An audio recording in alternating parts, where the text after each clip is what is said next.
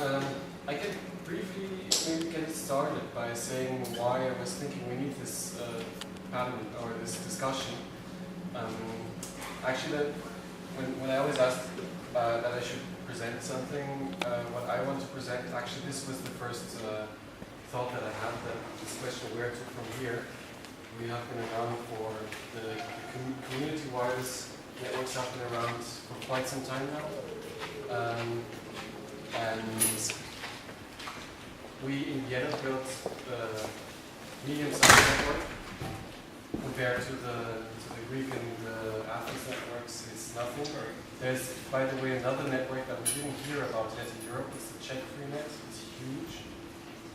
And they didn't come. And we wrote it on their forum. And the trick usually, if you want to meet those people, is to recheck on their forum and know when they have their beer party at the lake and travel there.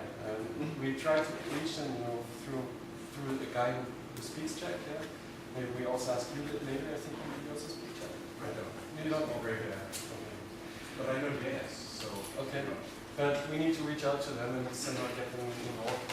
It's a group of many different wireless ISPs or freenets which merge together over multiple ways. RONIA links, rented leased lines, etc., etc. So they're huge again. I think they're declining now. What is the name? Checkfree.cz. czfree.cz.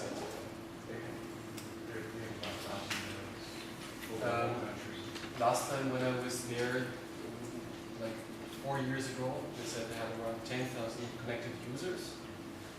If they have a map online, so you can see where the nodes and hotspots are, and you can just continue to zoom in. It's huge. So anyway, we have a few of these really big networks. We have a few medium-sized networks, Funkfeuer, Freifunk, and some of them are declining. Some of them are getting smaller. Funkfeuer is slowly expanding, very slowly. But the focus in Funkfeuer changed.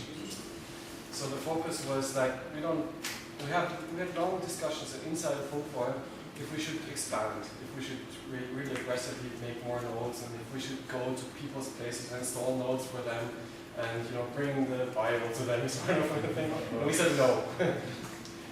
Everybody who comes to Funkfeuer needs to register his public IP address. He needs to get his public IP address deregistered and listen to an intro workshop first. And if he or she is not completely discouraged, then it's probably what people thought they had, that's the person who has the determination to actually build a node, because actually it's work, it's really work. So naturally, Funkfeuer just got like these 240 loops in Vienna, and I talked about before the map and how we're extending to Bratislava almost, but still it's small compared to the network. And this leads immediately to the discussion how we should, what's the plan for us in the next years? Should we expand? Should we adopt the GPU model and have, let's say, small Wi-Fi shops and people who can install things for people and spread out to the countryside, because that's in Austria actually where there are some white spots under some areas. In the city, it doesn't make sense, where you just have so good cable infrastructure. To give you a number, at home my cable uplink is 50 Mbits down, and I think something like 8 megabits up. I'm not sure about the 8, but roughly. And it costs me 30 something euros per month.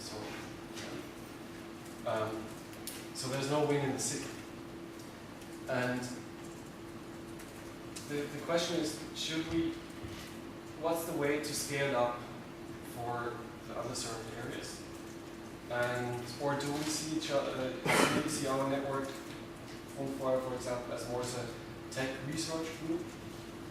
So these are actually the questions, and I would like to have an open discussion group about it. So this is my point of view. So please. Yeah, if you look at the community networks, you will notice phases in its existence. Like in the beginning, you have those technical geeks that want to prove that it's possible, and to build the network. But if it's running, it's not of interest to them. So you need to cover the next phase. What do you want to do with the next phase? Depending on where you are, like in an urban area where there is sufficient cable, what could your function be? I see the function as being a competitor to the incumbent. So he has a reason to keep his price low. In the Netherlands, it was strange because in the time that DSL started to come up, there were people in villages that wanted to have DSL, but the incumbent said, well, there are insufficient requests, so it's not useful for us or not efficient to install an exchange, so we don't do it. Forget it. Then people started to make plans for Wi-Fi connections. And all of a sudden it was possible to make an exchange in that village.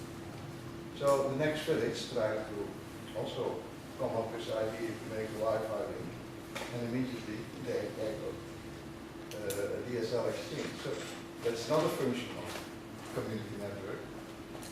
Make the incumbent willing to install. I don't know why they are doing that. It may be that they want to be seen as giving broadband connectivity to a large part of the country. But I can't find another reason why they are installing in inefficient areas. To stop the development of community wireless. That is a good reason, maybe. Yeah. Because that would mean competition. And if you have a bigger market, you probably can raise the price later. Direction all raise the prices later. But this reminds me of a very, very funny story. We had a journalist here living in Vienna, which is close to the Czech border, an unserved area, and there are 4 people in Vienna who built this few links for fun. And he was, the journalist was complaining, saying, I don't get network DSL at my house there. So I knew this guy, so I said, okay, let's hang on. Which area is that? That same village that we have CWN in? And I was like, okay, you need to talk to those. And they came and helped him and on his roof. And he wrote an article about it. And he was totally enthusiastic.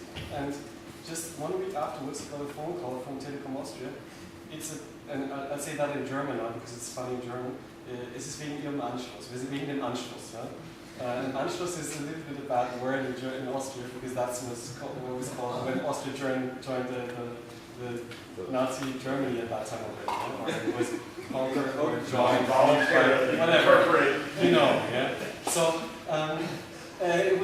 he wrote in a really funny way, and it just rings a bell with everybody. It's like, oops, you don't want it.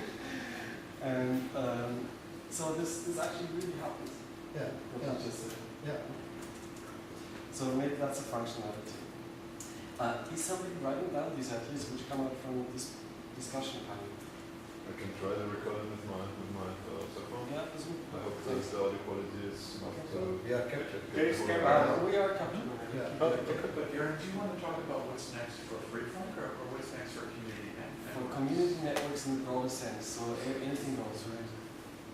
So what is our wish, our expectation? Of the world. Of the world. Yeah, we are Sweden are just starting and how also maybe playing with different ideas and evaluate them for ourselves. And one of those which maybe I like is if we imagine how the internet has become the internet, is that different universities connected together and slowly the whole world was connected. And now we see like that we are also doing networks, and maybe the idea would be to interconnect them these networks internationally and make internet community, On a top? community internet, in the sense of interconnecting various communities. And I think this could be then a real alternative, because you don't would anymore have just small nets. You would have community internet in the sense, and I think this is what internet is about. You know, connecting people together, not connecting universities or businesses, but people. And communities are people. And this is, I think, the way where should we go. So build alternative internet in the sense of new infrastructure which will be ours, and of course interconnecting with internet to be in the big internet. But I think this could be a alternative because it opens windows for problems of privacy, censorships, and different things.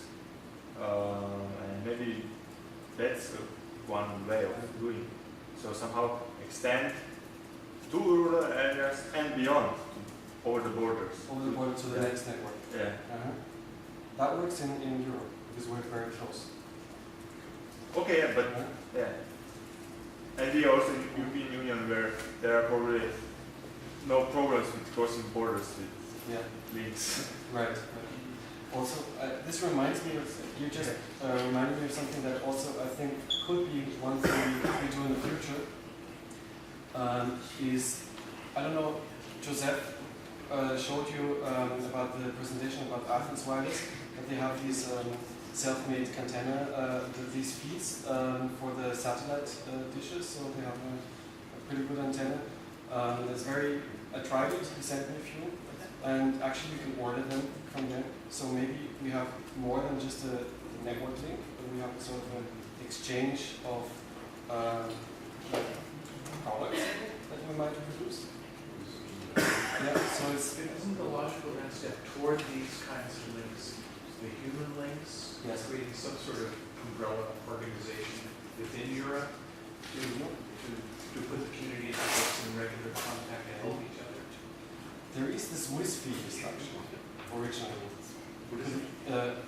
WIS-feed, like WSFI, we could use that or and get people and revive it because it's sleeping. Right?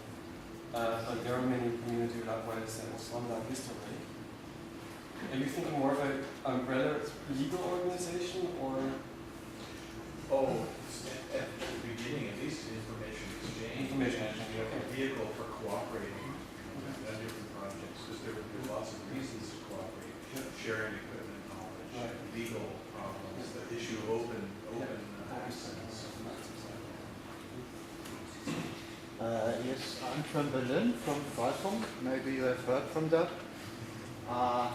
We have currently an ongoing discussion if we want to do to expand with the Berlin Senate or the government of Berlin. I'm personally not sure if I want to make that because Freifunk is for me something like a playground, a technical playground, and I like to play on a high level. And I'm not sure if we extend and work together with the government to deploy end-user connectivity throughout the city, if this is still a game. So That's real. yes, you will get in contact with customers which simply want their connectivity. They will start to argue and complain. I expect, yes, you have two different peoples there. One side is the Berlin Senate, government, which if they support you with a couple of money, I don't know how much they will pay, but if they pay money, they will expect something in return, obviously. So it's really looks like that this start to be more like a work. And yes, the discussion is not ended yet. And on the other hand, the mayor of Berlin currently states that he will revive the wireless LAN plans for the city, which is basically for tourists or for very poor people. Yes, he will work together with some company. On the other hand, there's some support from parties.